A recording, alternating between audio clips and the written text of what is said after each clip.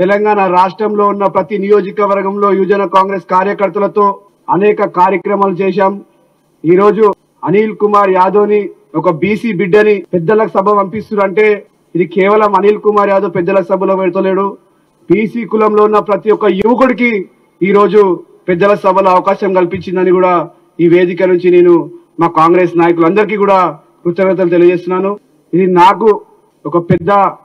బాధ్యత ఈ రోజు కాంగ్రెస్ పార్టీ ఇచ్చింది. ఎందుకంటే గత 20 సంవత్సరాల నుంచి నిరంతరం ఎన్ని అడ్డంకులు వచ్చినా, ఎంత మంది ఒత్తిడి వచ్చినా, ఎంత మంది నన్ను డిప్రెస్ చేయాలనుకున్నా కూడా కేవలం ఒక నమ్మకం, రాహుల్ గాంధీ గారి నాయకత్వంలో ఏదో ఒక రోజు మంచి రోజులు వస్తాయి, ఏదో ఒక రోజు మాకందరికి మంచి జరుగుతున్న ఒక ఉద్దేశంతో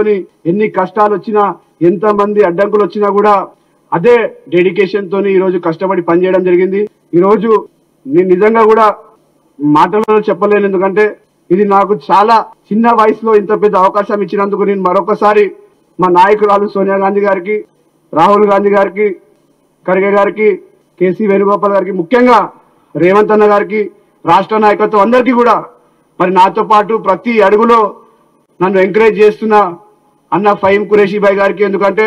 ఎన్నో సందర్భాలు ఎన్నో సమస్యలు వచ్చినా కూడా మేమందరం డిస్కస్ చేసి యువజన కాంగ్రెస్ ఏ విధంగా ముందుకు తీసుకెళ్లాలి, కార్యకర్తలను ఏ విధంగా సపోర్ట్ చేయాలి, మేమందరం కూడా అనేక సందర్భాలలో రాష్ట్రంలో ఏ వైపు పోయినా, ఏ కార్యకర్తకు ఏ ప్రాబ్లం వచ్చినా కూడా ఆ ప్రాబ్లం ని మా ప్రాబ్లం లో చూసుకొని వాళ్ళందరికీ నిలబడి వాళ్ళందరికీ సహాయపడే విధంగా కాంగ్రెస్ పార్టీ యువజన కాంగ్రెస్ లో పనిచేసినాం కనుక తెలంగాణ రాష్ట్రంలో